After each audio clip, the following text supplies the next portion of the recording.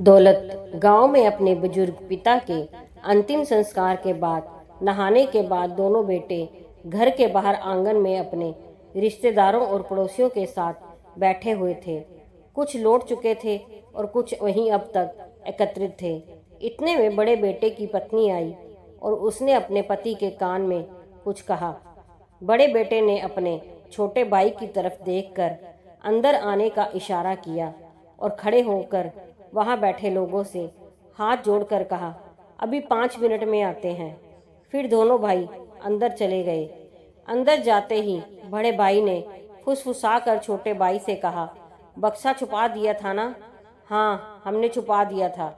चलिए अब चारों मिलकर जल्दी से देख लेते हैं, नहीं तो कोई आसपास का हक जताने आ जाएगा और कहेगा कि तुम्हारे पीछे हमने तुम्हारे बाबूजी पर इतना खर्च किया वगैरह वगैरह। क्यों देवर जी? बड़ी बहू ने कुटिल हंसी हंसते हुए कहा। हाँ, सही कहा भाभी आपने, छोटे ने भी सहमति में गर्दन हिलाते हुए कहा। तब तक छोटी तेजी से बाबूजी के कमरे में जाकर बक्सा निकाल लाई।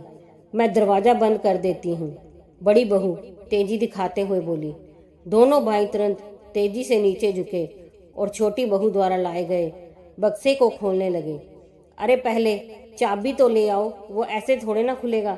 मैंने आते ही ताला लगाकर चाबी छुपा ली थी। बड़ी बहू ने अपने पल्लू में एक छोर पर बंधी हुई चाबी निकाली और अपने पति को पकड़ा दी।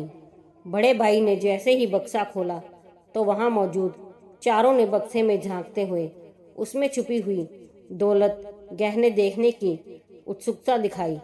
बक्से में बड़े और छोटे की पुरानी तस्वीरें, कुछ बर्तन, कुछ उन्हीं दोनों के छोटे छोटे कपड़े सहेज कर रखे हुए थे। चारों को विश्वास नहीं हो रहा था कि कोई ये सब भी भला सहेज कर रखता है। उन्हें उम्मीद थी बाबूजी यहाँ गांव में उनकी स्वर्गीय सासू माँ के गहने, रुपए इत्यादि संभाल कर रखे हुए हैं, लेकिन यहाँ तो चारों के चेहरे निराशा से भरे हुए थे कि तभी बड़े भाई ने कहा, मुझे तो पूरा विश्वास था कि बाबूजी ने कभी अपनी दवाओं तक के रुपए नहीं लिए, तो उनकी बचत के रुपए और माँ के गहने इसी बक्से में रखे होंगे, लेकिन इसमें तो। तभी छोटे भाई की नज़र बक्से के कोने में कपड़ों के बीच में एक कपड़े की थैली पर गई। उसने तुरंत आगे बढ़कर उस थैली को बाहर निकाला। ये देखकर सबकी नज़रों में अचानक चमक आ गई।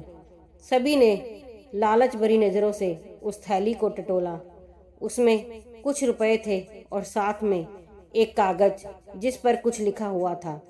छोटे भाई ने रुपए गिने तो लगभग 20,000 रुपए थे। बस और कुछ नहीं है? अरे कागज पढ़ो, जरूर किसी बैंक अकाउंट या लॉकर का होगा, बड़ी बहू ने कहा। तो बड़े बेटे ने तुरंत छोटे के हाथों से उस कागज को छीन कर पढ़ा, जिस पर लिखा हुआ था, क्या ढूंढ रहे हो? संपत्ति? हाँ, ये ही मेरी संपत्ति और तुम्हारी माँ की संपत्ति, तुम्हारी बचपन की वो यादें जिसमें तुम शामिल थे, वो पल, वो खुशबू, वो प्यार, वो अनमोल पल आज भी इन कपड़ों में, इन तस्वीरों में, इन छोटे छोटे बर्तनों में मौजूद है। यही है हमारी अनमोल दौलत। तुम तो हमें यहाँ अकेले छोड़कर चले गए अपने भविष्य के लिए, मगर हम यहाँ तुम्हारी यादों के सहारे ही रहते थे। तुम्हारी माँ तुम्हें देखने को तरस गई और शायद मैं भी। अब तक तुमसे कोई पैसा नहीं लिया, अपनी पेंशन से ही सारा घर चलाया, मगर तुम लोगों को हमेशा इस बक्से में अनमोल दौलत है जानबूझकर सुनाता रहा। मगर बच्चों, ध्यान देना, अपने बच्चों को कभी अपने से दूर मत करना, वरना जैसे तुमने अपने भविष्य का हवाला देकर खुद को हमसे दूर किया, वैसे ही। बच्चों, दुनिया का सबसे बड़ा दुख जानते हो क्या होता है? अपनों के होते हुए भी किसी अपने का पास नहीं होना। जीवन में उस समय कोई दौलत, गहने, संपत्ति काम नहीं आते। बच्चों, मैं मरने के बाद भी तुम पे बोझ नहीं बनना चाहता, इसलिए ये पैसे मेरे अंतिम संस्कार का खर्च है।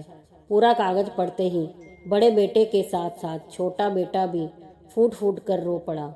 दोस्तों, अगर कहानी पसंद आई हो तो लाइक, सब्सक्राइब, शेयर ज़रूर कीजिए।